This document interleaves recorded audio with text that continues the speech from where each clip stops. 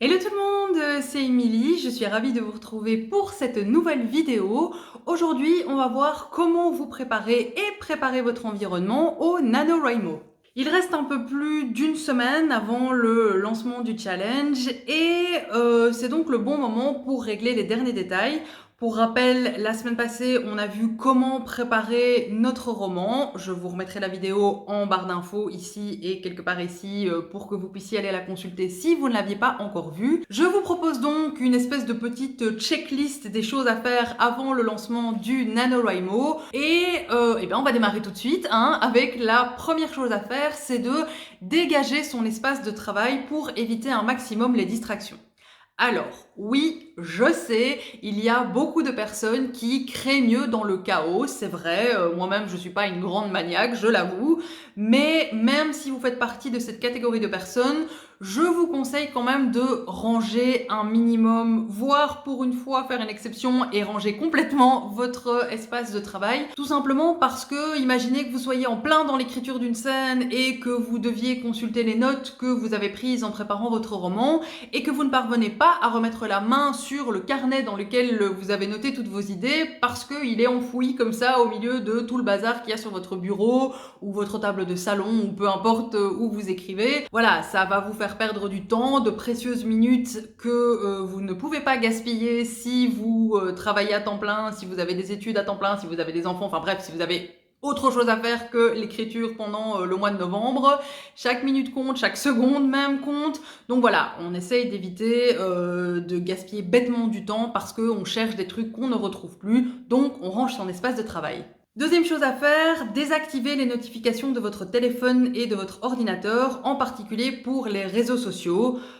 Franchement, au mois de novembre, vous n'êtes pas là et on y reviendra un petit peu plus tard. Mais voilà, c'est pas la peine d'être agressé en permanence comme ça par des notifications de likes ou de commentaires ou de... Voilà, vous avez autre chose à faire, vous écrivez et donc les notifications pour vos emails, vous en avez peut-être besoin pour le boulot, celles de Facebook, a priori pas, donc essayez de désactiver ces notifications au moins pour le mois de novembre. Après voilà, vous pouvez les rallumer, mais au moins pour le mois de novembre. Troisième chose, totalement optionnelle, mais je vous encourage fortement à le faire, c'est de télécharger l'application Forest pour votre téléphone.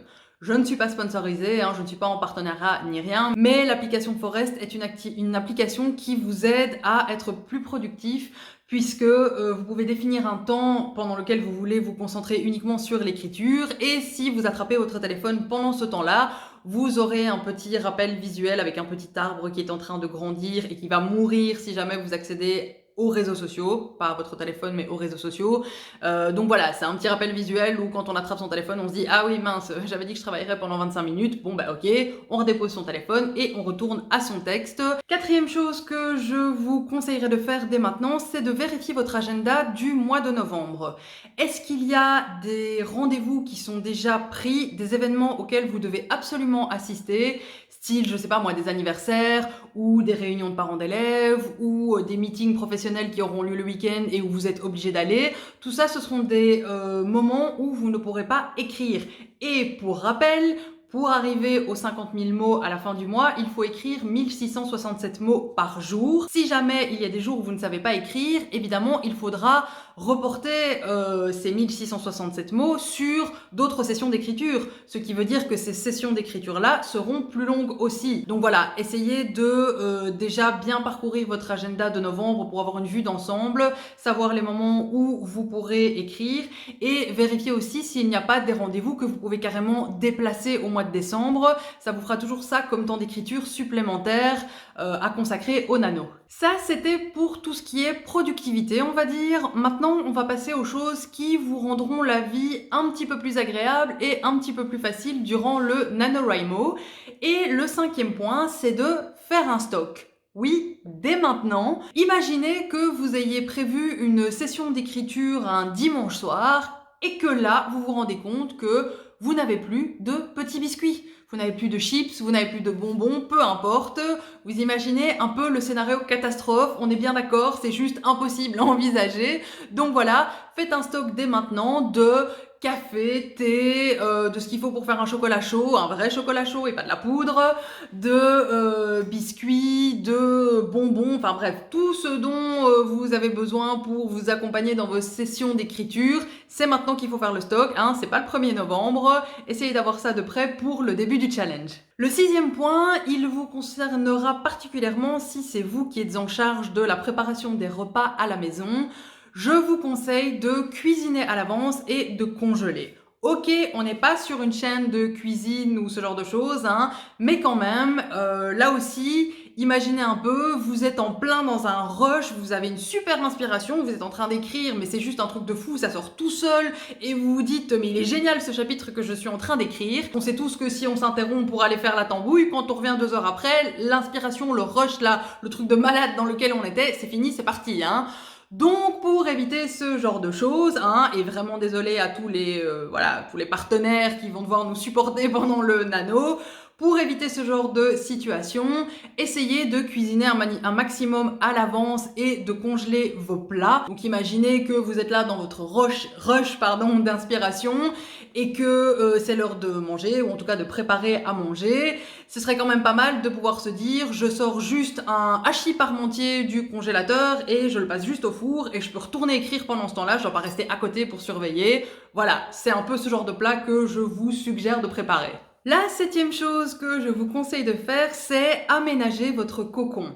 Alors, je sais, j'ai dit plus tôt dans cette vidéo qu'il fallait dégager son espace de travail, c'est vrai, mais c'est pas une raison non plus pour en faire une cellule de prison complètement austère, hein. Vous allez passer beaucoup de temps à écrire durant le nano, donc autant rendre ça un minimum agréable, j'ai envie de dire. Du coup, prévoyez un peu ce qui va vous faire vous sentir bien. Prévoyez des bougies si vous aimez ça, prévoyez un plaid dans lequel vous emmitouflez, prévoyez, je sais pas moi, des coussins pour votre dos, prévoyez les tenues d'intérieur qu'on adore tous, hein, genre le pull complètement informe qui ressemble à rien mais dans lequel on est tellement bien, qui est tellement confortable, ou le pantalon de pyjama, ou le survêtement, peu importe. Essayez de rassembler tout ça à proximité de l'endroit où vous allez écrire, comme ça, dès que vous rentrez le soir après le boulot, hop, vous pouvez vous changer, vous mettre dans votre tenue bien confortable, vous installer dans votre petit cocon et commencer à écrire directement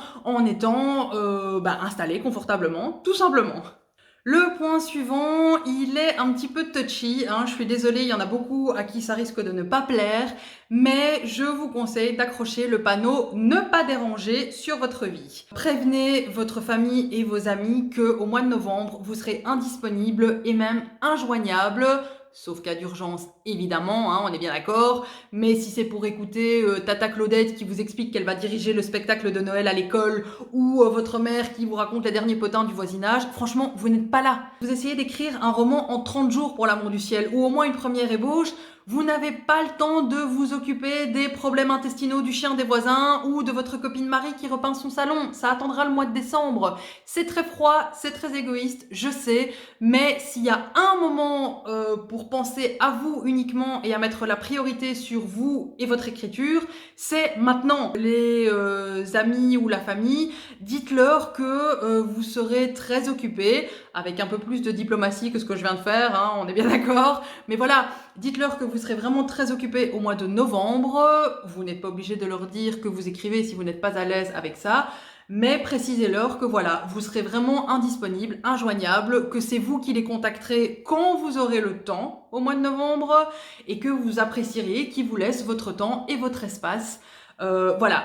Si vous les prévenez à l'avance de façon diplomatique, ça devrait aller. Le 9e point, c'est de faire place nette. Je vous conseille de mettre à profit les derniers jours qui vous restent avant le nano pour vous débarrasser de tout ce qui pourrait vous ralentir durant le mois de novembre, à savoir ce dossier qui vous force à rester plus tard au boulot depuis plusieurs semaines. S'il y a moyen, essayez de le boucler avant la fin du mois. la voiture qui doit passer au contrôle technique ou au garage pour mettre les pneus hiver, la pile de repassage qui est là en attente de motivation, le passage chez le coiffeur qui devient vraiment nécessaire, vos séries en cours sur Netflix pour éviter d'être tenté durant les prochaines semaines, les livres que vous devez ramener à la bibliothèque, enfin voilà, tout ce que vous pouvez faire en fait, tout ce que vous pouvez faire maintenant pour débarrasser le terrain et vraiment ne plus avoir à vous en occuper après.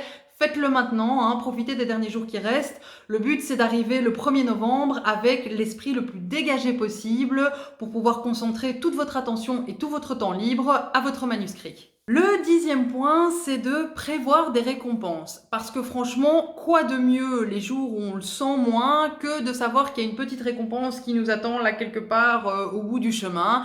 Alors oui, je sais, la simple satisfaction de savoir qu'on a écrit un bouquin, ça devrait suffire à nous motiver. Mais voilà, on vit dans une société où depuis l'âge de 6 ans, on nous a habitués à recevoir des petites étoiles quand on était sage ou qu'on travaillait bien. Donc oui, l'option de la carotte, ça fonctionne toujours aussi bien pour nous motiver. Donc voilà, soyez sympa avec vous-même, hein, prévoyez quelques petits trucs comme ça pour vous récompenser de votre progression. Du style, vous avez atteint les 10 000 mots, et ben octroyez-vous 1 heure dans un café avec un bon bouquin et un morceau de gâteau. Quand vous avez atteint les 25 000, prévoyez, je sais pas, une après-midi où vous faites relâche, vous n'écrivez pas et vous préparez un gâteau, une tarte, enfin peu importe l'activité que vous aimez faire, vous allez danser, vous allez faire de l'escalade, tout ce que vous voulez. Quand vous aurez atteint les 40 000, et ben je sais pas moi, virez shopping entre copines, hein, voilà. Et quand vous aurez atteint les 50 000, ça peut être... je sais pas, razzia à la Fnac, parce que oui, c'est déconseillé d'acheter des livres pendant le nano, c'est une trop grande tentation, donc généralement, voilà, mettez ça de côté pour à la fin du mois. Mais donc voilà, si vous atteignez les 50 000, razzia à la Fnac, suivi d'un restaurant en amoureux ou d'une soirée entre amis pour fêter ça. Soyez sympa, prévoyez des petites récompenses, hein, ça vous aidera à tenir le coup les jours où vraiment vous n'avez pas envie, les jours où vraiment vous n'êtes pas motivé, ou bien les jours où vous avez du mal à aligner les mots, voilà, ça a du mal à sortir. Essayez ça, essayez de vous prévoir quelques petites récompenses comme ça en cours de route, je vous assure, ça peut vraiment aider à vous faire avancer. Ça y est, votre checklist spéciale préparation NaNoWriMo est complète. Entre ça et la préparation de votre roman la semaine passée, je pense que ça va, vous êtes un peu paré pour attaquer le challenge. On verra encore la semaine prochaine quelques conseils de dernière minute que j'ai tiré de mon expérience. L'année passée c'était mon premier nano aussi et j'ai appris certaines choses que j'ai retenues et je vous en parlerai donc mercredi prochain. D'ici là, n'hésitez pas à liker la vidéo, à la partager, à me rejoindre sur les réseaux sociaux et on se retrouve mercredi prochain. Salut!